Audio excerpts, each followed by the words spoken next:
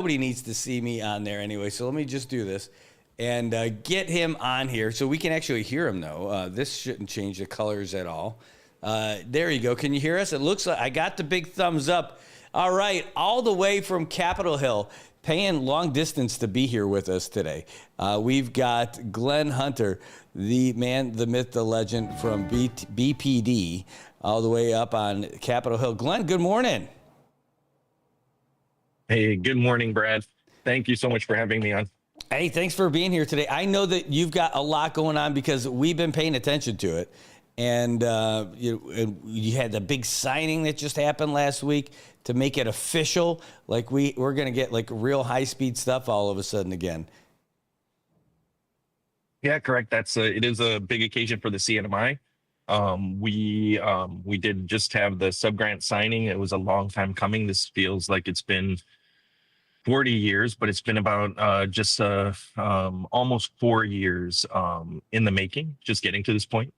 And just to let all the viewers know, what we're talking about is the BEAD program funding that we received from the federal government to ensure that every single person in the nation has access to high-speed, reliable broadband connectivity. And so that was the initial program. It was part of the IIJA, the Infrastructure and Jobs Act, a while back. But good morning, Brad. You're looking good in the studio. It looks like you might have power at home. Yeah, if we were at home, I don't have power at the house. I can tell you that for sure. But we have it here at the studio, and boy, I'll tell you, I thought we were so close. I thought we were so close, and maybe it's going to be a little bit longer for us at the house. The lines right out in front of our house have power. But getting that power to our line to the house might take a little bit longer than we had anticipated. So a little bit of a bummer on that one, but hey, that's just it. So I've got our DeWalt fan that we can just plug those batteries into at night. And then we got those solar lights that we're able to bring in. By the way, those solar lights brighten up that whole house like you wouldn't believe. So at least, we're not fumbling around in the dark. It's pretty good. Yeah, those might become a permanent fixture for us at our house right now, just because of the cost of utilities going up. So I might never get rid of the solar lights and the solar fans and the solar stuff that we all have running. We're now on, I think it's like day 35 or day 36. I'm kind of getting accustomed to not having power. The water's still iffy. But the power, maybe we'll just get used to it, and we'll just do barbecues. We'll have Google Meets, Brad. It'll tie into what we were talking about earlier. Yeah, we'll throw some Google Meets on the Google Grill, and it'll be good. The only thing is that I'm still not getting used to cold showers. I could do it after like a hot day or getting all sweaty. In the morning though, taking that cold shower, woo! I love cold showers. I've always taken cold showers. It's cold showers, no air conditioner, no fan. So like at least that part of it isn't a heavy lift for me. The big thing is refrigerator. I'm a food person, and not having a refrigerator kills me. I can't, the fridge and freezer. I almost want to get a generator just for the fridge and freezer, and it might be worth paying the $50 a day for gas just to keep that damn fridge on. That answer is no. The $50 a day, that's not awesome. We have a generator, and we run it for a few hours every night, like when we get home. A little bit of TV to feel a little bit normal with the family. With the we can run the washer, not the dryer. We're not that cool. But then the washer, you got some lights on. You can have some music going. Charge all the stuff. You get the interwebs. You name it. Everything's going with the Wi-Fi. But not a hot water heater. That thing takes all kinds of power. So I guess our power usage would be down. So if we end up getting CUC back 1 year this year, then we'll get back to it, and I'll probably be back on the hot water train. But man, yeah, those rates, I'm a little bit scared. I'm kind of okay with not having it just yet. Maybe there's a business opportunity there, Brad. We can do a Saipan onsen, those community bathing houses, so you can get your hot shower and your hot bath for maybe like $2 or something. You just walk up the street. They give you a little towel, like in Japan. You get your own private locker room. You go in the back and you do your little onsen thing, and it'll just be a community shower. Everybody contributes to to warming the water. Yeah, we'll call it Caesar sauna, and we'll have to. It'll be fine. Hey, so Oh boy, we're so off subject, aren't we? a little I bit. haven't talked to you in some time, but you did say interweb, so that brings us back on track, right? Yeah, we got off track so fast off the information superhighway. Can't believe people used to call it that. Anyway, but we are talking about the broadband that's coming out here, and there's all kinds of questions about all this. I know it's not like happening like overnight. It takes a while. You know, we've had conversations about it. So let's remind everybody. Let's kind of bring everybody back up to speed about what this whole BEAD subgrant is and everything. Sure. So the like I said, the project kicked off almost 4 years ago. It was a passion project of our former governor, and it was carried on by the current governor. And the goal, basically, when we were formed, was to form an office that was going to number one, just access federal funding to ensure that we could fund a really robust and reliable high-speed broadband network across the CNMI. And so this focuses in on what we're able to do is initially take a $25 million allotment, and with a little bit of negotiation between us and the feds, we were able to get it up to, the allotment came out to $81 million, which we thought at the time was still going to be shy of what we needed to build a true, reliable, robust broadband network. To, at the time, it was a little over 10,000 broadband serviceable locations. And just so everybody knows, the acronym's BSLs, so you might hear that floating around as we move forward, because that's going to be one of the milestone indicators. So the first step we did was to try and identify all the BSLs, and the NTIA, the funding agency, worked closely with the FCC. They have a broadband availability map, and we just needed to clean it up. So one of the first things we did about 3 years ago is launched a challenge portal for all the ISPs and all the people in that industry to just kind of get online and ensure that the FCC data was clean. It's all generated from ISPs anyway, their reports and their uploads. And so we got through that hurdle. And then the next thing we wanted to do was just ensure that every single home and business in the CNMI that was on that map and contained within that data set, that the federal government recognized it as unserved or underserved at the time, so that way we could put funding towards connecting them. That was a big hurdle. We're so geographically distant from the United States, and we do have ISPs out here that are providing good service. But what we wanted is we wanted to ensure that we had connectivity that matched the statutory minimum at the time. It was 100 megabits down and 20 megabits up, with a latency of less than 100 milliseconds. And we all know, those are kind of figures that are hard to obtain, at least especially 4 years ago. Today, things have progressed, things have gotten a lot better, but we're still not there. And so, and then the one thing that we also notice is some of the technologies that are available to bring us some better speeds maybe are not as reliable as they could be. And we're feeling that effect right now. Like, on a serious note, I mean, everybody walked outside of your house on that like Wednesday or Tuesday morning, depending on how risky you were, after the storm passed, and saw, the lines on the ground. And if anybody had any type of satellite antenna up, that probably went down. A lot of the wireless transmission devices, those were affected. And so the one thing, the one thing that the former governor, the late Governor Palacios, really drilled into me was how the resiliency of this infrastructure that we're going to use federal dollars to build. And so in our mind, the best thing was putting it underground. And if you're going to bury something, there is buried networks already. One of the ISPs has had copper under the ground for as long as we can remember. And when we went through Typhoon Kim back in the day, thankfully that copper network allowed our landlines to work back then. That's how old I am. But, and so it's applying that same mentality, right? Like, it would be so much more refreshing if our lines weren't as drastically impacted, or our network wasn't as drastically impacted by these common occurrences of the super typhoons that we're getting hit with. And so we moved towards just ensuring that the network that was going to be funded was going to be extremely reliable, and that meant underground. And in today's world, if you're going to bury a broadband technology, the the technology to use is fiber. It would make no sense to bury anything else. And so we were able to get the $81 million funding, able to keep all of the broadband serviceable locations fundable. And then we were able to launch a sub-grant phase where we invited anyone that was qualified for delivering broadband service to kind of apply. And they all submitted their sub-grant applications. We chopped up the CNMI into 20 project funded areas to allow for better competition, or the hope was there. And then we were able to get applications from various providers. And when we reviewed them, we were able to come up with 3 applicants that provided us with underground fiber applications. So that was a big thing. That meant there was some competitiveness to the sub-grant process.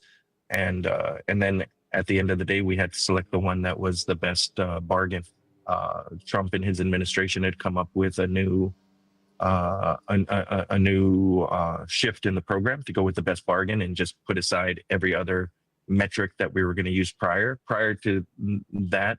It wasn't going to be solely based just on the best priced application. It was going to factor in different things like the affordability aspect. We had a metric for that. We had a metric for how quickly it could be deployed. That gave them a few more points. At the end of the day, the new presidential administration decided, hey, it's been a long time coming. Let's cut to the chase. Let's rerun all the sub-grant phases, and let's just choose the lowest cost priority broadband application for each state and territory. And I highlight priority because that was a big factor. The federal government really focuses in on giving the states and territories a little bit more power when it comes to things, these sensitive issues of legislation and law. At least it seems that way with this administration. And what they did is, instead of dictating what technology was best for each state or territory, what they did was they left it in the hands of the state and territory and the eligible entity that was overseeing this funding opportunity. And so on our side, we definitely put a heavy impact on reliability and resilience. And so that's what kind of lifted out of all the applications. We had the 3 to a priority level because those were the 3 buried applications. And so after we selected and the best bargain out of the 3, we went ahead and moved forward with getting the sub-grant, which is basically the sub-grant agreement or the contract, hammered out. And so that took a little bit of time. We also had to get an approval from the NTIA at various levels. And on November 26th of last year, we were given full green light by the NTIA for our selection, the process, all the work leading up to the 3.5 years. And so that was one of the milestones. And then after that point, this is the next milestone. As of May 13th, we were able to solidify and execute the sub-grant agreement for all of the 20 project areas. And so with that being said, we now move on. We really transition away from that whole planning, that 3.5 years of planning and getting all the details done, to now the permitting and the actual deployment, getting the micro trenching done, getting the fiber in the ground, and getting each of these homes and businesses lit up with end-to-end fiber to everybody's home. The reason why this will be a big game changer is what it does is it really focuses and sets a real stable foundation for future development. Because once you have a network of fiber underground through all the homes and businesses on the island, that can be built off of. So that'll help. I know some of the areas like in Rhoda, especially, they had some, places where their mobile service didn't have coverage. And what people, while the BEAD program doesn't address specifically the cellular or the mobile coverage, what it does is creates a stable foundation, a digital foundation that can be built off of. So where this fiber goes, you can put up towers so much easier. And so that's one of the challenges with mobile providers, right? Is how do you backhaul the signal to those towers to get it out to the mobile customers? And so what this network will do is you'll have fiber going across all of the three main islands underground that can be tapped for not just mobile service, but all these Internet of Things type devices. So our Department of Public Works might, tap into it through the ISPs for street light programs and all these different things, security cameras, stuff of that nature. So what it does is it just opens up a plethora of different opportunities, both from a government perspective, but then even from an entrepreneurial perspective, right? And so that's kind of where we stand today. Is we're aggressively working on the permitting right now to get that through. The federal government has really streamlined all of the processes involved in the permitting from a federal standpoint. And so we've been working closely with them. They have a lot of tools that they've made available to us. And the subgrantee has a project management and staffing that's very familiar with doing this type of work out here. So we're hopeful we'll be able to move quickly forward with deployment and maybe even get like the first broadband serviceable locations lit up. You never know, it could even be before the end of the year. There is a statutory limit. All deployment has to be done within 4 years. The truth is we do anticipate it being done well before that. But there is a set time frame. The federal government gave us a hard stop at 4 years. That's got to be one of the things that, so it's good that you can get that done before the 4 years, but that had to be something that was on your mind when there was a little bit of delay moving into it at the beginning. I know that there was, there was 3 different groups who made a bid at it, and then at the end of it, there was someone saying, "Hey, let's toe drag on this. We have a better one." And then you guys ultimately went with the one that you just signed last week. So as long as we don't have to wait now, as long as we'll be able to beat that 4-year deadline, I think we're going to be in good shape. Correct. Yeah, and the 4-year deadline for the subgrantee actually began the day we signed. And so, that's a benefit for them. It was for the Commonwealth more than anything. So what we've been doing with the broadband office is this has been a focus, like a major focus, and we have the luxury. So that's the one thing I've been telling people all along. Like some people have congratulated BPD on, the getting to this point and everything. But the truth is, it's the focus. We have a broadband office that has one main focus. That's to get everybody access to broadband network and beyond that. So once we have the access, then we got to look at how do they use that network? How do we keep people safe on that network? How do we expand the use cases of that network? And so that's what our office will start transitioning to as well as we move forward. But at its base, we really needed a stable infrastructure, one that could sustain, through these storms that are coming up so much, so regularly. You talked about the delays we encountered. It was I'm not going to lie, it was frustrating. But I do believe everybody in this community, especially right now, while we're in this recovery period, can now look back in hindsight and see just how important it is for reliability to be paramount on everything, on how we build buildings, on how we build water systems, on how we build utility systems for power and for communications. And so hopefully going forward, that really, we got to apply a little bit of pressure to the federal government. It wasn't just a push from the local competitors out here, Brad. There really was, even at a national level, a push to really go with just the bare bones, cheapest technology possible to get that bare minimum of 100 down and 20 up. And I don't think that would be a good use of the federal funding. Like, it really wouldn't. There's no sense in putting something on a pole that we know 100% will be down in the next 3 to 5 years when the next storm comes by, or even more frequently. It just doesn't make sense. It's not a good use of federal taxpayer money. It's not a good use of any kind of money. And so the truth is, I think we need to apply that logic and that mindset to everything we do from a government perspective. When we look to getting these grants to build these things, and we're seeing it. We look at NMC, that building held up tremendously through this storm, at least as far as I could tell. I didn't get on the inside of it. But just building structures and building things that can stand the test of time from an island perspective. And so we look at the havoc that it's wreaked on our utility, like our power system and our water system. This is the 5th time, I think, in 12 years that they're going through a major recovery and repair. And it really, like, at some point, somebody just has to say, was it Einstein or was it Frankenstein? Somebody said, like, you keep doing the same thing over and over again, expecting a different result, you're crazy. And we all need to stop. This is the time. Like, we just got to stop. Yes, there's a rush to get people connected, right? There's a rush to get people back on the grid. That's so important. But let's also turn to the federal government, turn to everybody. Let's get everybody connected as quickly as they can, but let's immediately start looking at not just cement poles. Let's really seriously consider, how do you start a phased out progress of burying the utility system, the power system, all of it, just so we don't spend $14,000 on a pole every time a storm comes by. And I know it's hard, and I make it sound easy, and it isn't easy. It is a heavy lift. I talked with somebody in Guam maybe 4 years ago, and she had told me it's going to cost $6 billion for them to do utility underground, but she was going to go seek the funding.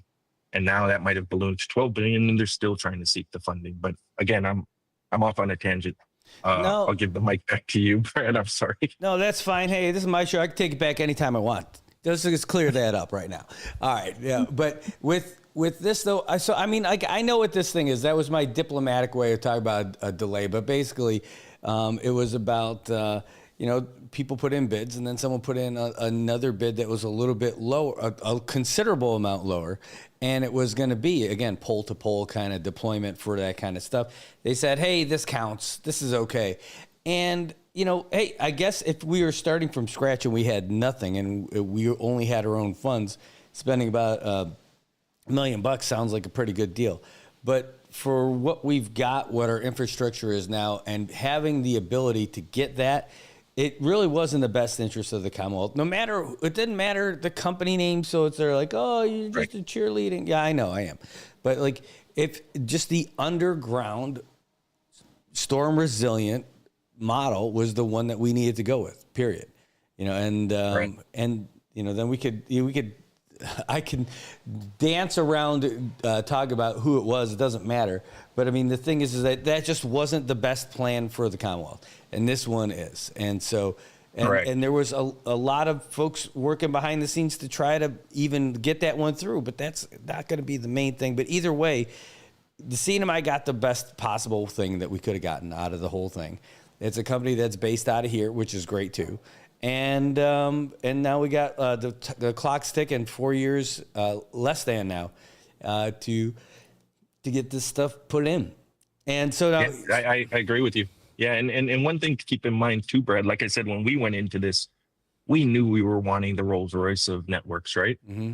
And in saying that, we did do research, right? I looked around. It was like, we really believed it was going to cost more than $100 million. It was going to be more than $10,000 per passing to get this done.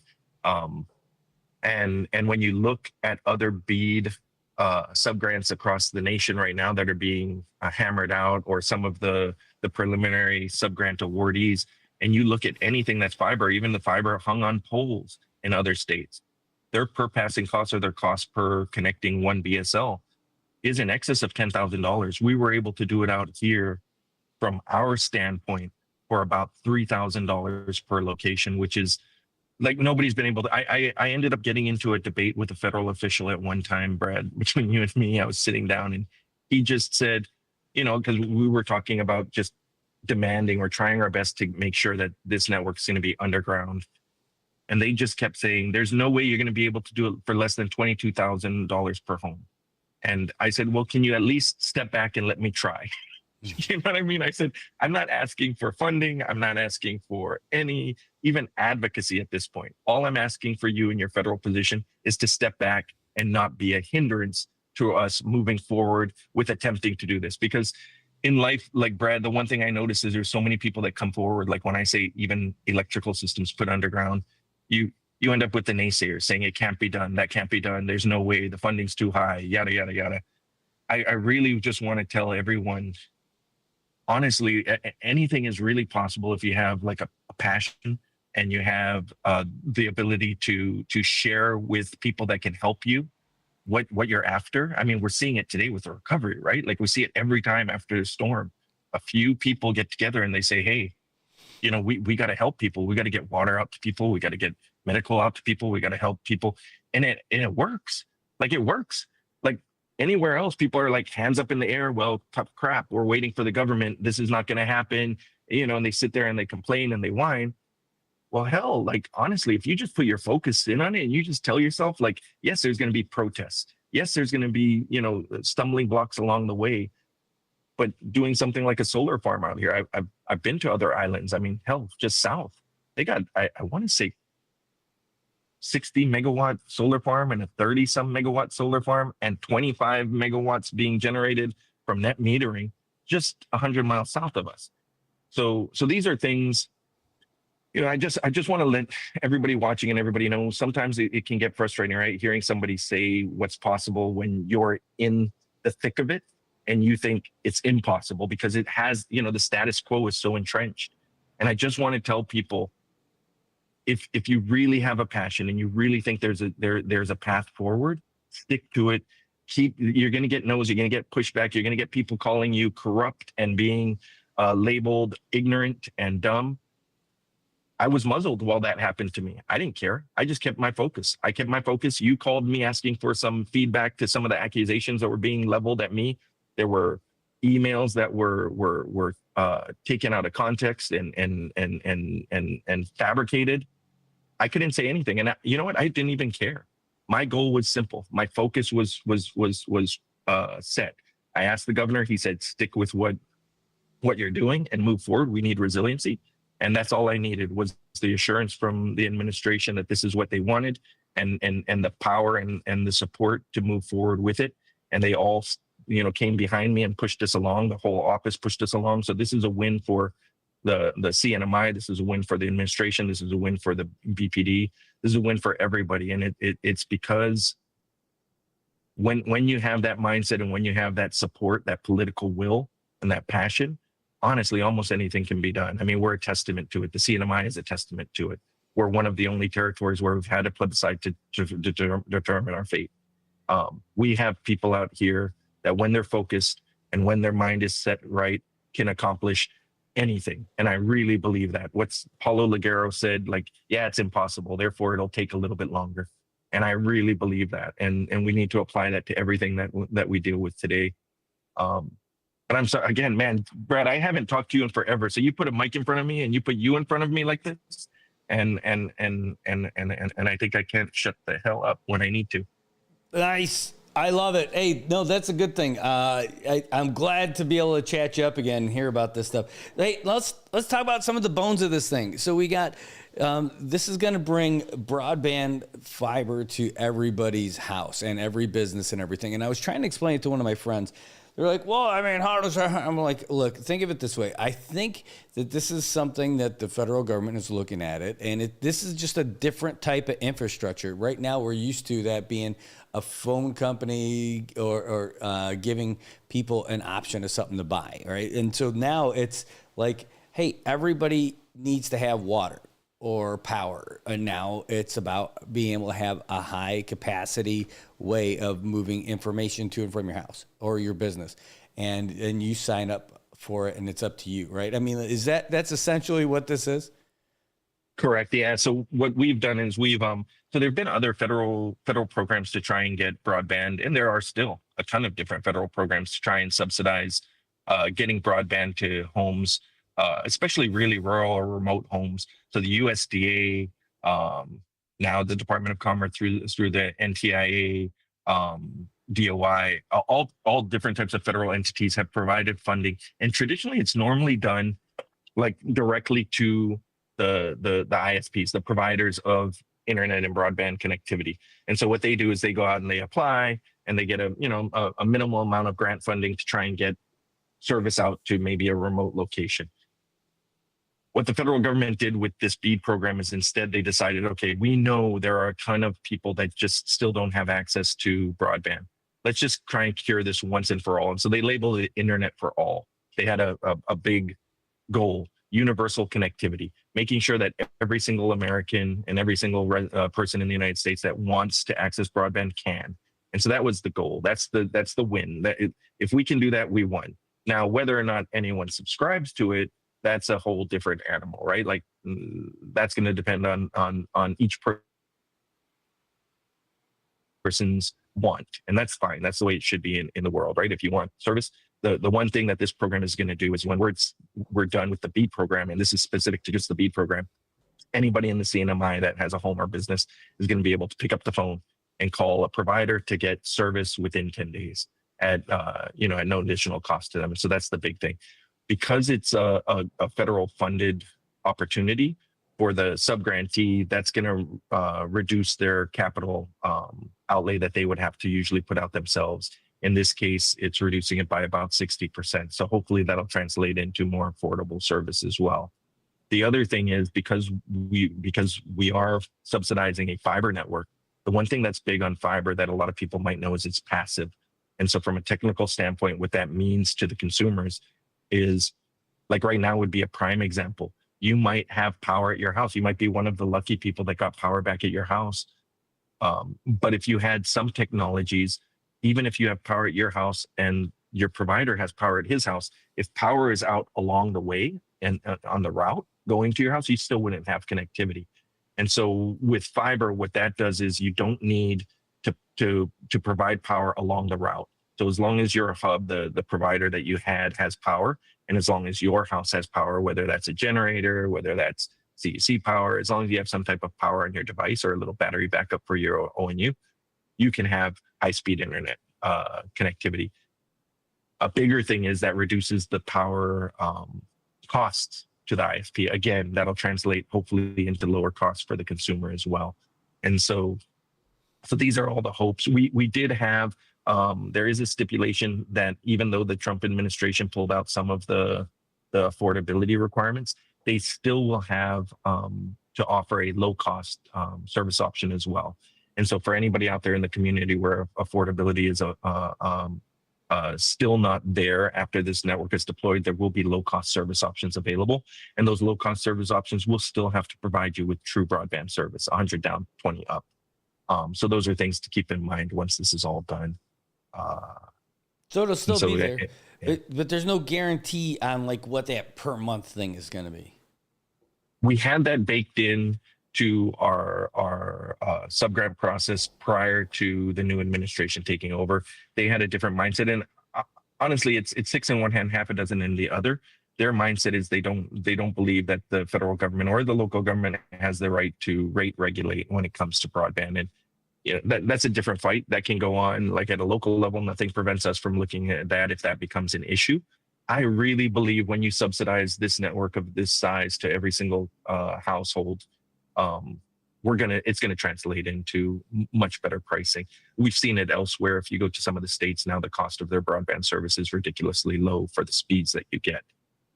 Heck, you can even, if you go south, you find that their broadband services, I think they're offering 1 gig symmetrical now for like $60 or $70. Wow.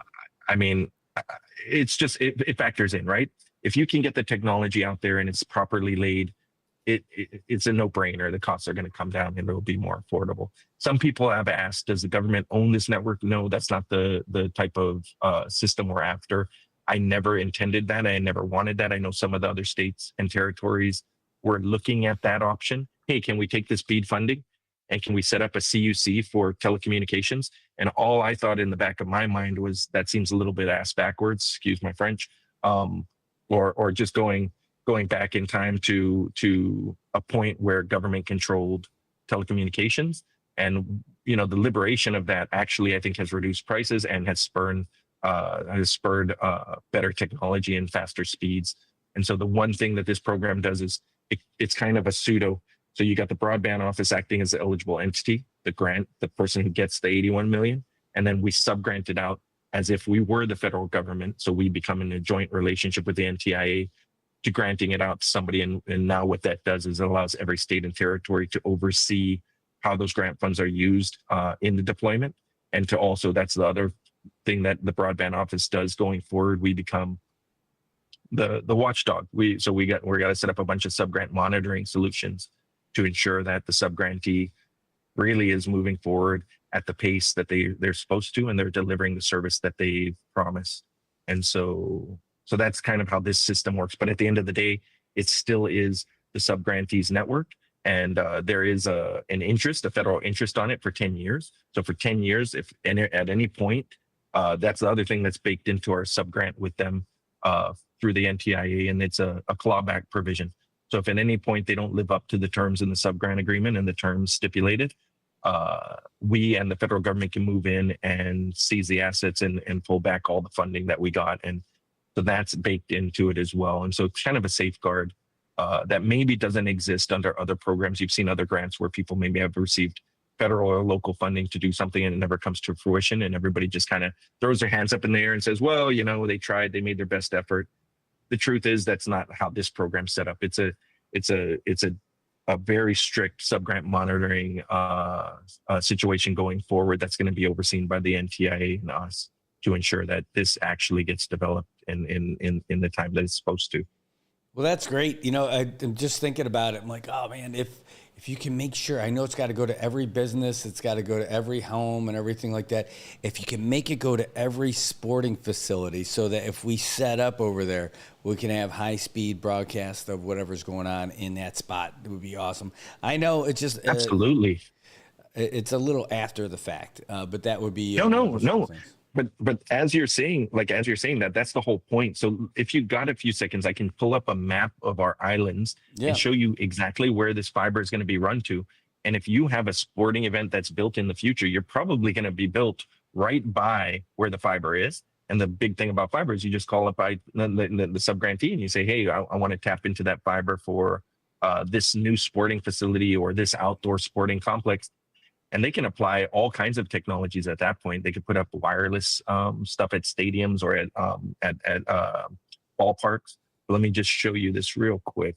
Just a rough one, just to kind of give everybody an idea of the scope of this project. Let's see if this works. I'm learning. Let's see. Do you see my screen now? Yes. Okay. But hold on. I got to so this change. is just Nobody else can. Hold on. I got to check. Yeah, that's fine. Just me and you. This is private. No, I'm just kidding. There you go. No, because I have us on the split screen. Just give me 1 second as I readjust. Open this up here. So now what the audience is going to see, or the listeners are going to see, is basically just an overview of the three Saipantinian and Rhoda and the broadband serviceable locations. We did not overlook the Northern Islands. That is near and dear to our heart. We are limited, just so everybody knows, because this was a concern that came up way early on. As I told you, when we moved forward with this project, the data that defines the broadband serviceable locations came from the FCC's maps. The FCC maps data comes from the providers who input information, and so primarily. And so because of that, the reality was in the Northern Islands, there was no broadband serviceable location defined by the FCC. And so because of it, and we at the eligible entity, we were allowed to remove serviceable locations from the map, meaning they were destroyed or they don't exist, but we were never allowed to add locations in. And so because of that, what we did to address the Northern Islands was we worked closely with the Northern Island Mayor's Office and helped them secure a grant to get funding for satellite technology up there. And so hopefully they've moved forward. We also, on a personal level, some of us have contributed some satellite devices to run up to them so that they could get satellite. That's another factor. I think I didn't touch on that earlier, Brad, but before I go into the map, is one of the other things is satellite technology. So when we first went into this 4 years ago, Starlink wasn't Starlink and other LEO providers, low Earth orbit providers that provide broadband at a reasonable cost to consumers, wasn't officially allowed available in our area. So if you put in your address out here, it would say, your coverage is coming soon or not available in your area. And so there were workarounds. Some people would purchase the equipment in the States and then put it in a roaming mode and then use it out here, but that would be at a hefty cost. I think you get reduced speeds and you'd pay in the neighborhood of about $250 a month. So it was reasonable for some of the very remote areas, but it wasn't something that everybody could access. And so one thing our office also did was initiate communications with the LEO providers, um, uh, government relations people, and we told them, look, hey, and honestly, at the time, it was an easy lift because it was just ignorance, and it wasn't meaning stupidity or anything. It's just ignorance. They felt, because of some of the pushback they were getting in some of the Pacific Islands out here with spectrum use and spectrum licensing, that they needed to secure licensing for the CNMI. And the truth is, we're part of the United States when it comes to that point. And so if they have licensing for the United States, they have licensing for us. And so they just did a couple changes on their website, and they opened up official accessibility for us. I want to say 2 Novembers ago. So that was a big change out in our market here. Was some of the LEO providers, the low Earth orbit satellite providers, officially are available now. And some people, while I was getting kicked and being muzzled at the same time, have called me anti-satellite. That's not the case. I think, and my opinion has always been very clear, we need all technologies. I'm a big proponent of wireless technologies. I'm a big proponent of satellite technologies.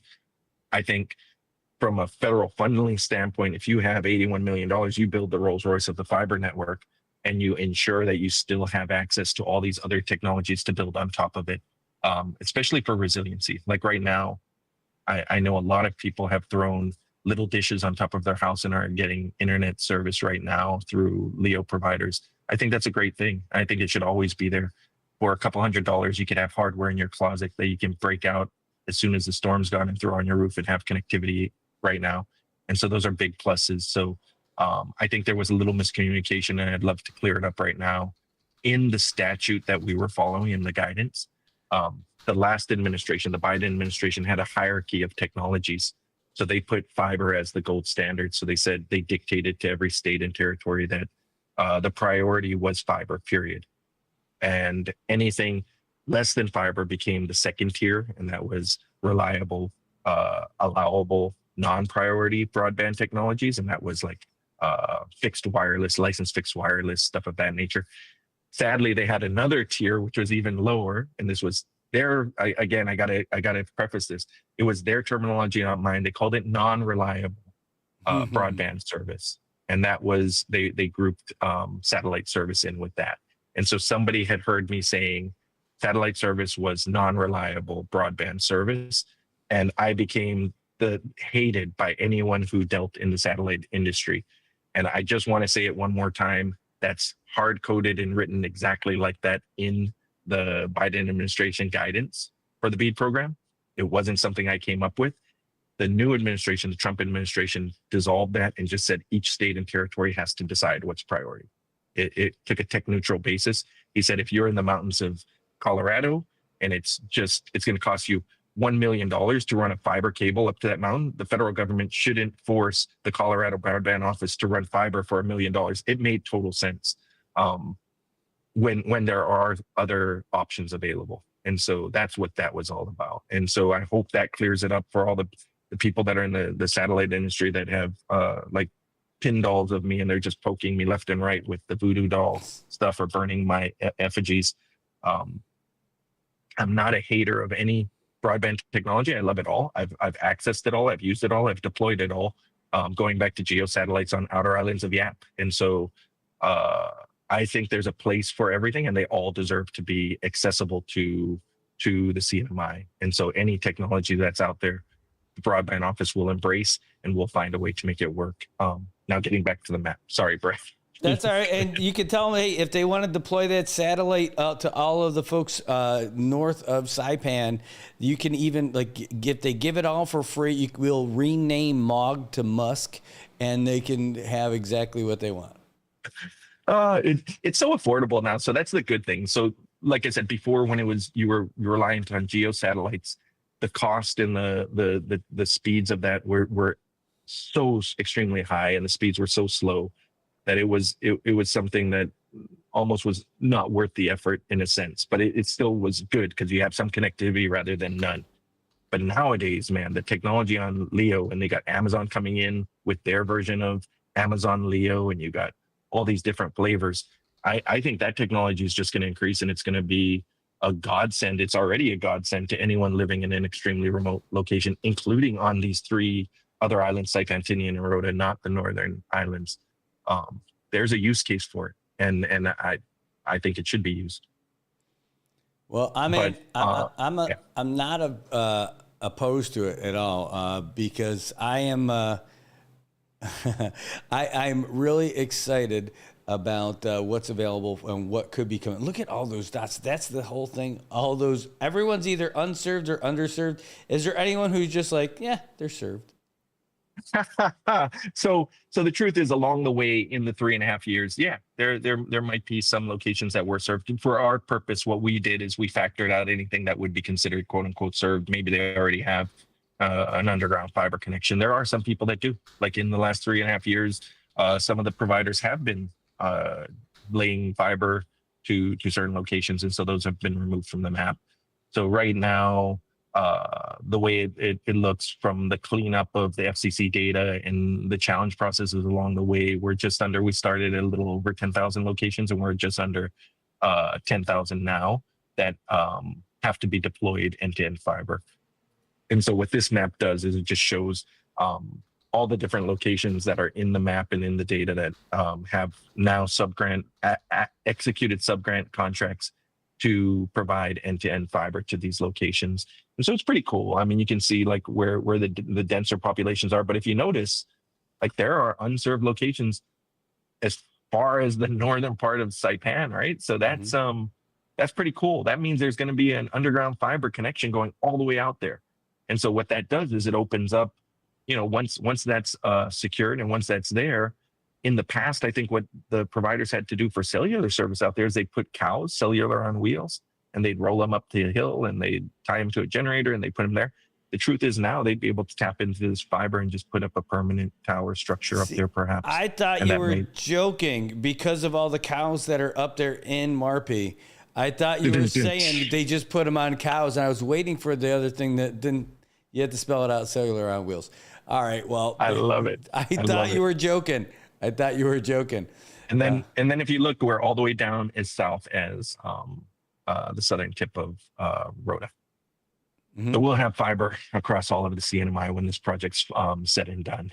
And so just something to look forward to. On the transparency side, we will have a subgrant portal, monitoring portal with a public-facing side. We have our broadband website is there with the subgrant agreements and the exhibits. Well, we also have broadband maps on our website. We'll have a specific one for the BEAD project because now the BEAD project lives on its own and moves forward that way. Wow. Where the public can go on and these little orange and red lights will turn green as they're connected. And so people will be able to see as we light up the locations with broadband service, true broadband service. So that'll be something cool for the public. And then, like I said, this is the BEAD program. The Broadband Policy and Development Office has many other programs. We got stumbled a little bit on a project we were running to get laptops in the hands of veterans in Manamco. And so we still have that project going. There was a procurement issue. We were trying to secure the laptops through procurement, and we weren't able to get within the ceiling of the budget that we had available. And so we had to go back to the drawing boards and run another bid process, ITB for that. We still weren't able to get the technology we wanted for the price we were at after the second run. I'm just going to be frank. And so what we're doing now is we're right before the storm, we're going through a third process with procurement. Local procurement gave us another option, GSA. And so we might use the GSA service to get the laptops, or we will now. And so we just got a little stumbled because of the storm. Everybody's kind of recouping and re-getting through. But at the end of the day, the hope is, or the focus is, we're going to get the laptops through GSA and then get those out to the veterans in the Manamco. There might be a little silver lining. At least none of them were damaged by the storm. So that's good. But apologies to any of the veterans or the Manamcos that have been patiently waiting. This is a focus of ours. It's a big priority for the governor to get these laptops out to everyone. We haven't forgotten it. It's just procurement was a little bit more of a challenge than we thought. But like I said, it's impossible, but it'll just take a little bit more time. You can't see it, but I'm holding it up right now in front of the camera, my voucher. This is my voucher for the laptop. Oh, nice. Yeah, and people do ask about them. They're like, I guess it's going to be a while for that. But now that's a great update. That's a bonus update that I thought we would get like from the Veterans Affairs side, but instead we got it from you because that makes great sense. They were able to work that arrangement because of you guys. Veterans Affairs has been such a great partner. Just so everybody knows, we reached out to them and they just came on board right away with. We were just looking for an entity, and there was a prime entity to do the distribution, and they came up with the voucher system. We were all for that. That'll streamline once the distribution comes in. We don't end up with a line of 1,000 people trying to get laptops. Everybody's got their voucher. They'll get a call. They'll come in and pick them up. So once we get to fruition of getting the laptops there and getting them handed out, it'll be a nice, smooth process. There is also within the Veterans Affairs Office, we were able to fund a digital navigator. So Tristan's out there, if anybody's in need of those services, even before the laptop comes, I think he made himself accessible. Getting a login, .gov ID and all that kind of crap is a little difficult. So if anybody needs help, definitely reach out. You can use others' laptops and stuff until you get yours. But we're still intent and we're still moving forward. It was just there was no issue with funding, no issue with anything. It was just the procurement process wasn't working out the way we had hoped. So that's that update. I can give you one more update, Brad, because it was something that also got impacted by the storm. And that is we also had another project under BPD's roof, and that's safe space. We're going to put these safe space pods in the library, NMTI and NMC. We still are intent on doing that. We did go through the procurement process. I believe they did already select the winner for that. It's just getting done, but the storm did slow down, I think, their ability to move forward with procuring the safe space pods and install them. But at some point that'll be available too. And what it'll be is, I think the library had their own grant as well and had some of them there. They're just little cubicles that people can go into. And if you don't have a safe space at home to use the internet for health or private matters online, you can go to these community anchor institutions and use these little, almost like a phone booth, to set up shop and do your video conferencing or whatever else you need to do. And so we'll be expanding that as well. And so that's kind of where the broadband office stands today. That's great. And I was just looking at that map that's on there. It's the Street View satellite imagery, light minimal canvas, and BSL. I imagine that stands for Brad Shulin, is what that is. No, that's a new foundation. It's a new foundation. When do I get my scholarship from you? You're gonna get your scholarship, and I'll start up the new sports complex and all that other stuff. It's not going to be nearly as cool as the TSL, which is way better than the BSL. You are awesome, brother. You are awesome. Hey, so this is great. I really appreciate the update. Super thorough, and look forward to hearing more about it too, because this is such a big deal for us out here. And I mean, it would be for anywhere, but because you are part of a brand new entity and a brand new massive award that's going to really bring a new level of infrastructure out here, and you had to fight and you got to win, and a fight that was worth fighting to get everybody to get the Commonwealth that most resilient structure that they can get for this. So well done. It took a few hits along the way, but I think you did a great job, man. Thank you so much, Brad. And it wasn't me, it was the whole office, the administration, everybody. It was just I did say, I totally forgot. I came on, I started rambling with you, but I do want to say, just thank you so much to the late governor and the current governor for their support and their advocacy and their championing these causes, but also to the other broadband offices. We meet, I want to say 3 times a week. We meet with the territory offices of American Samoa and Guam religiously, and we exchange ideas, and we try and, everybody encounters different issues. That's the other thing. I like the wisdom that I gained from this 3.5 years. I just want to share it with all other government agencies. Working together with other territories has been a tremendous support to me. And if you're not already doing that, I encourage you, reach out. I mean, we see the GPA working with CUC after every storm. It would be, I don't know how, if they keep at coordination up throughout the year on a regular basis, but it would be something really cool to be able to do. I think one of their former a DOI person, Pamela Mathis, reached out to me and said there's like a group of power or something. And so she's going to give me a little bit of insight into that. But I think that networking with other broadband offices for us was instrumental in us getting through all the challenges and getting to this point. And then the guidance by the NTIA, we were blessed. Like when I came on board, I was like, if I'm going to tell the feds what it's like to be on the islands and, you know, all these issues that we deal with, like the storm, they need to see it firsthand. And I demanded. It was pretty bad. I took 3 no's to get the BEAD director to come to this island. So we got her on a plane. We got her out here 3 years ago, brought her to Tinian, brought her like out to this island. So she got boots on the ground, got to see it, see, you know, the challenge, the remoteness, everything we had to deal with. And so that was such a unique opportunity. And it was really cool. It was full circle having her on the video conference the other day, witnessing the signing of the sub-grant agreement. So yeah, that's another thing is just getting advocates on the federal government side, bring them out here, make sure they get boots on the ground, make sure they know we are not the same as the other states, and hell, we're not even the same as the other territories. But yeah, thanks to all those people. And then of course the broadband team, they've been just a tremendous asset. Just having them there is just these souls that really give a damn. Yeah. And we're blessed. This is mostly about bringing all those homes and businesses connections. But how about that Google landing thing in Tinian? Got it. So let me unshare my screen. I don't know if you got enough time, but we'll see. So the Google project was another one that was near and dear to the former governor's heart, the late Governor Palacios. When he stood up this office, the one thing he wanted to do more than anything was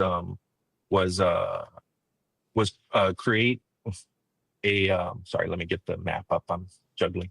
Was create a foundation, a digital foundation that could be built on for creating a new, diversifying the economy and creating a digital economy out here. And so everybody throws around the word digital economy. Sure, yeah. I mean, a good example of a place that really was able to move forward with developing a digital economy, at least on scale, was someplace like Singapore, for example. And one of the things that is noticeable about Singapore is they invested heavily early on in connectivity to the rest of the world through submarine cables and other connectivity options. And what that did is it created a hub for Asia, right? They became just like before, where they did it with the ports, where Singapore became such a trading hub. And that's what helped them way back in the day. And Hong Kong did the same thing. Is they decided, well, hell, this is no different. Let's create these ports for broadband connectivity or for internet connectivity. And they did that. And in doing so, they were able to kind of corner the market in Asia on data centers, data development. You know, everybody that had anything to do with digital development there did it. And if you look at the West Coast, Silicon Valley, stuff like that, you have the same thing happening out there. There are people that migrate to places where they have a solid foundation terrestrially on the location they're at. So you make sure that you have a solid digital connection from your home, but then you also want a solid, quick, reliable connection to the rest of the world. And when reliability at that stage usually is dictated by multiple redundant connections. So having one connection to the rest of the world, what happens if it goes down in your finance, you're a FinCEN and data center or something like that, you lose connectivity to your clients. And so when I was talking with the late governor about that, he said, hey, we really have a big problem here. We have our connection to the rest of the world has a single point of failure, and that's Guam. We connect. Everybody here remembers back in 2014, 2015, around that time when we lost connection to Guam. Yep. Yeah. It happened while I was on my way back from the Pacific Games. I had just started about a month and a half prior with CUC. And I was on my way back, and I couldn't make it back, and I couldn't get a hold of anybody. Yeah. It was an experience to live through. If you were running a business, you couldn't take credit card transactions. Landlines were affected because they were so reliant on backbone connectivity through these submarine cables. And at the time, we only had one cable. It was the Marianas Guam cable that ran, daisy chained along the islands down south to Guam. So when that got severed, we lost full connectivity. So of course, at the time, just like after a storm, everybody's hands go up and they say, hey, we got to fix this. We got to fix this quick. And the fix, in my opinion, was a little short-sighted. And I'm not knocking anyone. We definitely need redundancy. But what they did was they put another cable, the ATISA cable got thrown up, and it was exactly the same thing. It was a single connection to Guam. So now instead of having one connection to Guam, we have two connections to Guam. But God forbid something catastrophic, knock on wood. I love Guam. I'm so thankful for everybody in Guam. Shout outs to everyone out there. But God forbid something catastrophic ever happens in Guam, we lose full connectivity. Like that's a dire circumstance in today's world that affects health. It affects commerce. It affects national security. And so one of the first things late Governor Palacios did is he kind of did something different. He wrote to the Secretary of State, and at the time it was Blinken, and he said, hey, we got a serious situation out here that needs correcting ASAP. And that situation is a single point of failure for our connection to the rest of the world. And they jumped to everybody so long story short, that was a catalyst and one of the little things at the time. They were going to, they were funding a feasibility study, they being the United States, the federal government, and they were funding a feasibility study for what they called the Connect Pacific cable system. It was a little triangle that connected American Samoa to Guam to Hawaii and back down. And so it created this, what we were all just calling like a trusted, secure communication channel of connectivity across of undersea cables. Jump till today, when we did that, I think it showcased that there was a broader connectivity issue across the Pacific, and everything just aligned. There was a gentleman, like Google had their sites prior to about 4 or 5 years ago.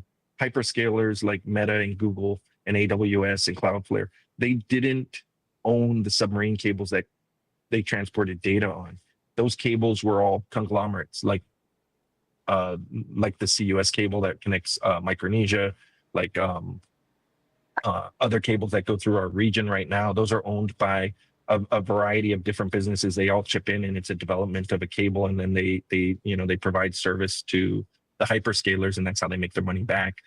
What Google decided to do was they were transporting large amounts of data all across the world. They decided, why don't we just develop our own subsea network?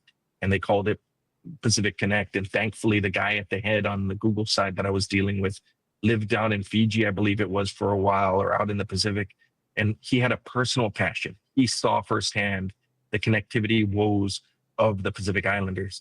And so he had this personal vision of connecting all of the Pacific to undersea cables, so that every Pacific island had the same connectivity as anywhere else in the world.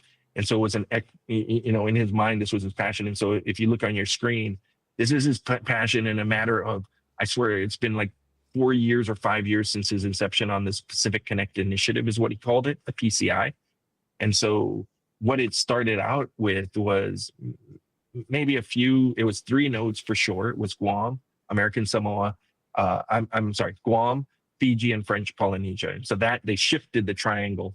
They made it more vast that way, and it would have the accessibility to other Pacific islands along the way, right? So if you shift that triangle that was first going to be Hawaii, American Samoa, Guam, if you shift it and you do the triangle between Guam, Fiji, and French Polynesia, you end up with this large triangle that covers almost all of the Central Pacific, right? And so from those cables, you could do what they call branching units, little tethers from the main cables to connect everybody along the way, right? And since then, it has expanded. It expanded to recently, about a year ago, they included Hawaii. And so where that becomes really important is for redundancy as well, and reliability. So now if you look at this map I'm showing you, these are all the cables that are part of the PCI. There are these 5 main cable systems that all connect. Basically, if you look at it, it's incredible connectivity. It connects the United States, it connects to South America, it connects to Australia, it connects to Singapore and Taiwan and Japan and Philippines. And so basically what you have is extreme connectivity, all crisscrossing. You can see it right there. It's what they call a box and cross pattern. it's the most reliable way you can set up an undersea or network system. So if any of those cables were severed, say the one between Guam and Hawaii, you can still get to Hawaii going down to French Polynesia and back up to Hawaii. You know what I mean? Like, you don't lose connectivity unless a multitude of cables are all severed at the same time. And so what this showcases is, again, someone's passion and vision. They said, you know, we're just going to do it. These are all cables that are owned by Google. They're cables that are in progress or already in service. So for some of these, they've already started landing. Like TPU has already landed in some areas. That's the Taiwan, Philippine, United States cable. The PROA is a big one that's near and dear to our heart, because we were able to get in connection with Google early on, and we were able to ask them if, when building these structures at the time, because redundancy is so important to these hyperscalers, at every landing point, at every node, they were going to do 2 facilities for redundancy. So if one goes down, the other one's still up. And so we were able to talk to them at the time and get them to consider, hey, do you think instead of putting both of those locations on Guam, you could perhaps put one in the CNMI somewhere?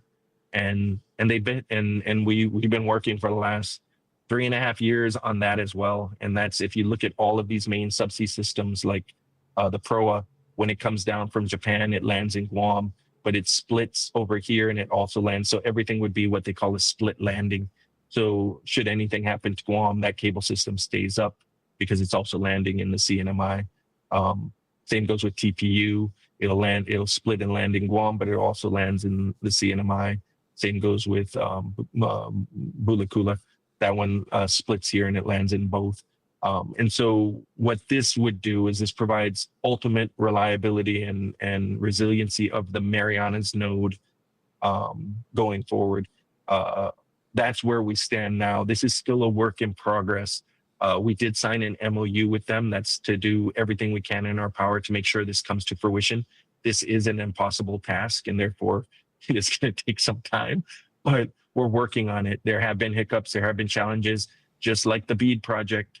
There are forces out there that, for whatever reason they have, and everybody has their own reason. I'm not ignorant to the fact that there are other priorities at stake here for other territories and for other individuals. Mm-hmm. Politics plays into it.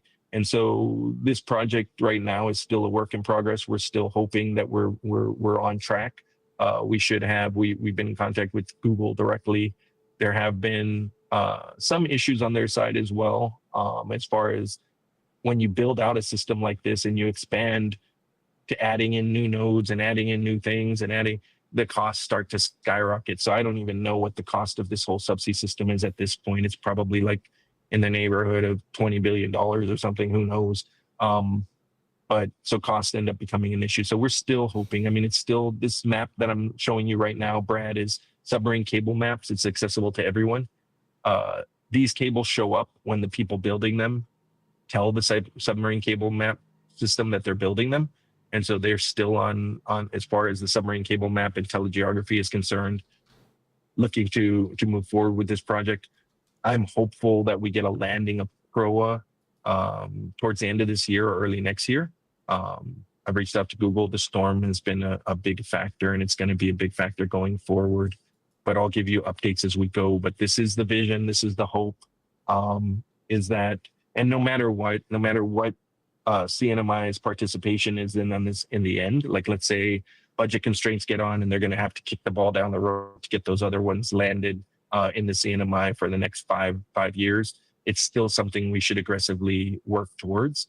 And if we could land PROA, that gives us the first Trans-Pacific cable landing in the CNMI. And so that's what we're really hoping for. And it gives us the redundancy we need. So if anything catastrophic ever happens in Guam, guess what? We have the PROA that we can hop on. It also opens up the CNMI to competition. Anybody else that wants to come in the area and utilize connectivity won't be limited to the 2 cables that connect Guam. The truth is, most people, if you're going to do a big development out here, a data center or something, and you're looking at U.S. Land, you're going to probably look towards Guam, because Guam has, if I scroll in here, Jesus, they have about 14 or 16 cables landing on Guam already. All this the kind of faded stuff are existing cables that are landing on Guam already. So they're fully saturated with submarine cable landings in Guam, and they have become a hub in the Pacific. And they do have high-end data centers there.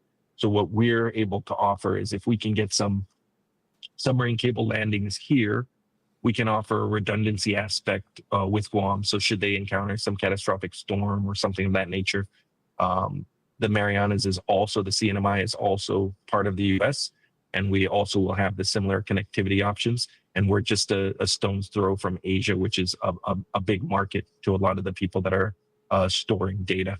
And so that's kind of our goal. If you build it, they'll come. If we can get the terrestrial fiber to the home done, and we can get the submarine fiber to our islands done, you end up with the Rolls Royce of connectivity, and you position the CNMI to truly be a player in the digital front. I think we already are today, just so you know, because we already have these things in fruition and it's already coming to play. So right now, I put out a call to everybody who's watching across the world, come and do business in the CNMI. If you're looking at anything on the digital front, come on out here and start like making your agreements, getting your land dealings done. Work with our local government and CETA on getting your the incentive programs in place. I know they're actively putting the call out there to the rest of the world. So if I could use your forum today, Brad, that would be a big factor. Is the whole purpose of this is to set up a foundation that can be built upon by people that are much smarter than me, and people that have ideas that are much more grand than we had. We built the ballpark. Now come and play ball. Like change it. Put a pickleball court up if you want. We could care less. Do what you want to do on this thing and set it up and use it. And so that's where we stand. I hope that kind of makes some sense, Brad. Yeah, now we got to cue the Jefferson Starship, and we built this city. And hey, this was a great update, and I'll tell you, I look forward to getting you back again, talk more about some of the other stuff, the great stuff that's happening out here. And it's exciting stuff. There's new stuff happening. There's just so much of it, and maybe we'll just take it in smaller bites. But it was just so great to have you on. And by the way, doing this remotely, where you can put that stuff on the screen, is really helpful. If you guys come back here, and you give me a heads up that you're coming, I can patch that in to to our screen stuff too, so that if you're sitting here on your computer, on your laptop or something, it would just be wired in. It's like an external display. So either way, this works. This works great for us. So thanks. I would rather be in the office with you, where I could give you a hug and thank you for everything you're doing, Brad. I thanked other people, but I really got to say this so much. Like, you're a breath of fresh air in the morning. You've been there through the years. You pivoted at some point and you decided you were going to make this your thing. You are a success in and of yourself on what you've been able to do, which is providing coverage across the CNMI and across the world, even for what's going on out here. And that's so important. The one thing that I champion more than anything, and everybody will understand this, it's not anti-corruption, anti-this, anti-whatever. It's active citizenry. And that requires that pillar, the pillar that you provide. That's communication of what's going on and giving people a venue to share their voices. And I've loved it. I've loved watching you evolve, grow. It has been, I can't say it enough, Brad, you and the other organizations like yours that are doing this. It is not easy. Like, I've tried it. I tried blogs in the past. I tried the retirement fund blog when that was an issue. I tried the environmental blog when that was an issue. I tried everything you can do to try and get the word out there to people, so that you can encourage active citizenry and kind of kill the apathy that tends to kind of set in when people just feel there's nothing they can do. The truth is, every citizen here, every person in the CNMI has a voice, and you amplify that voice, Brad. And thank you so much. I hope people take advantage of your forum the way they have been and continue to do so. It's the only way we're going to get better. I keep seeing these new people coming out of the woodwork with, how do we end corruption? How do we get to a better place? It's great. It's this great think tank. Nobody's idea is wrong. And you would tell that to me, because I was used to be black and white. We used to get into headbutts. Just have your heart in the right place, have a passionate idea, bring it to a forum of other passionate individuals, kick it around a bit, And then guess what? You got the motor to get it done. And you've shown that, Brad. Like, thank you so much for providing this forum and doing everything you do.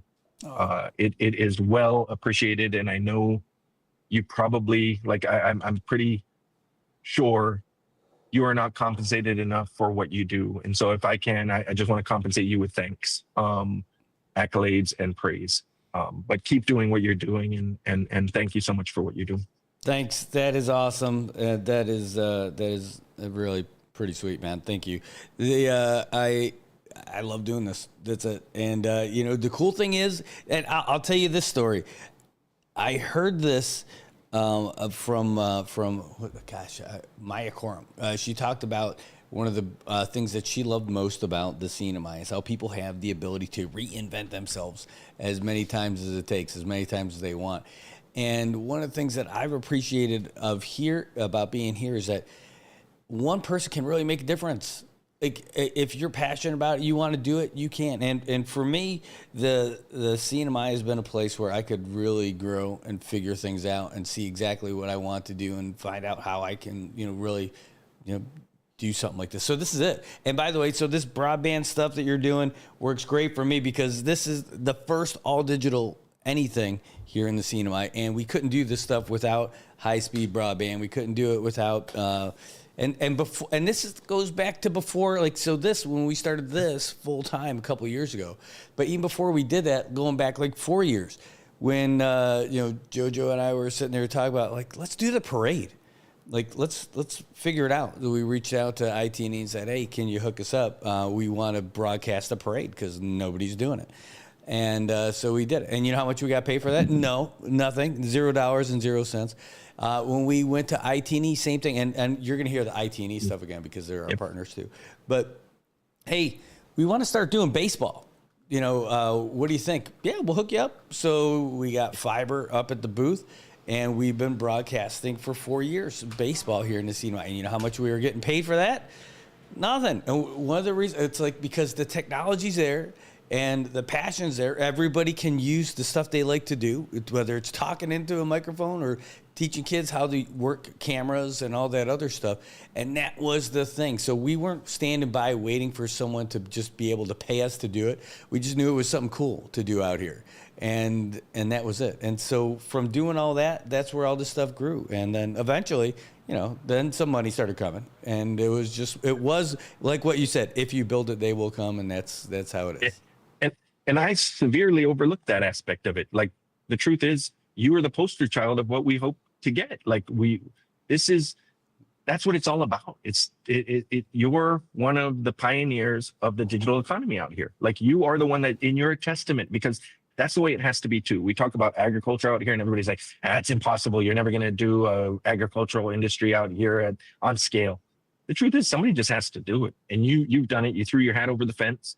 You persevered. Like you said, you did all those gigs for $0 and you showed that you're passionate. You learned, you got wisdom, you got connections, and now you're earning something from it. And then hopefully as this grows, you end up like, the sky's the limit. And you're just, thank you. You are a poster child to exactly what this is all about. And it's not just bringing people in from the outside. Oh, let's bring people from the outside that can do. These are residents. You're from here. This is your home, and you're looking at the opportunities that are now available and pivoting into ways that you can make a living doing that. And that's pretty damn cool. And I think other people are doing it, like through social media platforms and different things like that. Like, it's just cool to watch. And it's just gonna, if we could, thank you, Brad. Yes. Thank you for pointing that out. You are one of the forerunners and the forerunner when it comes to a full digital business, like you said, in launching it and doing it. So that's pretty damn cool. It is cool. Anyway, but it's only cool because I got people like you on the show. So hey. that'll probably wrap us up a little bit for today. We got a full slate to go on for the rest of the day too. Maybe any parting little messages to the folks out there in the CNMI? This was a show where I was kind of excited to talk about, all the advancements that we're making on the broadband front with future development. The truth is, our CNMI is still immensely affected by this super typhoon that hit us. Prior to the storm, we really hadn't even recovered from COVID. We hadn't recovered from the last storm before that. We hadn't even recovered from solar. We've just been in a world of hurt out here. My parting sentiment is I hope that this show and my emotions don't negate or seem to like frost over the fact that I'm going on 36 days without power at my house. There are people going on 36 days without a home. That is a reality. And so I'll use your platform here, Brad. All the help that we've received up until this point has been so appreciated, both locally and from across the world. It has been a blessing to see. The one thing that I kept thinking in my head, and this is terrible, is that we've gotten so accustomed to these natural disasters, these big ones like the storms, the COVID, that the reaction is almost second nature, I think. When Sodalor hit us, that came out of the blue a decade after the last major storm, right, hit us. And so it was like learning. Everybody's like, what do we do now? I don't know. People need water. Let's see what we can do. And there was no, I didn't know what VOAD was. I didn't find out what VOAD was until it must have been week 3 or week 2 in that Sodalor after experience where this guy, Michael Curran from FEMA, contacted me and said, hey, you guys are doing great work. You want to be part of VOAD? And I was like, wait, you have a what? And so now when this storm hit, the silver lining is those things are in place. Those connections have already been made. There's a lot of nonprofits like United for Saipan and other nonprofits that are grassroots efforts that didn't even wait. They just instinctively like, oh, it's clear. Let's go out and check our neighbors. Mm-hmm. Who does that? Like you never see that anywhere else, but we're just so accustomed to it. And then they got together. You got Madge that's just doing amazing stuff. You've seen her, and I think you've featured her. There's so many Peeling's kids out there in Guam, like just so many people doing so much. So I just want to say the CNMI is still in a world of hurt. I'm sitting here, I bucket showered and got in and cleaned myself up. But the truth is there are people with no homes. There are people with no water. There are people with no roofs. There are people that are really struggling. And so any help that could be of assistance, please continue to support the CNMI. From a government perspective, we got to put our focus in on not just recovering, but also like it's a call out to everybody in government. Like, let's also try and look at how do we prevent things from being so catastrophic after the next one, right? That's going to take a group effort. That's going to take public pressure. That's going to take political will. And so let's all use the powers that we have. Like you said, even one person can make such a huge difference out here. It gets frustrating at times, but lean on one another and then just keep supporting it. We're going to get through this for sure. We always do. It's just a matter of how do we learn from this? It's that Einstein thing, right? We just keep doing the same thing over and over again. We're crazy. How do we learn from it? How do we move forward stronger? How do we, that's my parting message. I don't know. I ramble. No, that's great. And, it's good just to remember. I mean, you look around, like over my shoulder, you can't see it because, again, we don't have the camera on you. But you just see the skeleton of trees and you can see that there's still tin in the trees. There's still stuff like that all around. You're going past all these piles of all this stuff. So no matter how nice we try to spruce ourselves up for the show or something, it's still everybody's doing that. We left a place with no power this morning to come out here, and we have it better than a lot of people, because we still have a roof. That's it. I mean, that's just how it is. And there's so many people and so many challenges. But yeah, we're not going to lose that perspective. And we know that there is going to be another storm. We don't know when. We don't know what, and how big it's going to be or anything. But we're. I think it's your Nino. Your Nino's something. He's bringing something. They said a storm or something. Yes, the Island Brothers. We're talking about your Nino or whatever, which is Spanish for the Nino. So anyway. That's what we got for you today, folks. We're going to get you guys the latest. I do have another news update, and I got some sports. Glenn, I want to say thanks for popping in this morning and spending a ton of time with us. And then to everybody who's over there at your office, we normally get them, but today we got you. We got the head honcho. Normally, today you got the big mouth. Usually you got the brains and the passion. Today you got the big mouth. Hey, it takes all kinds. Hey, thanks so much for being with us today. Say hi to your mom. Hey, say hi to your mother for me. Say hi to her. Hopefully she's watching. Will do. All right. Will do. Take care. Thank you, Brad. Thank you. Take care. All Yes, right. love you. Love you too, brother. All right. So we're going to get you guys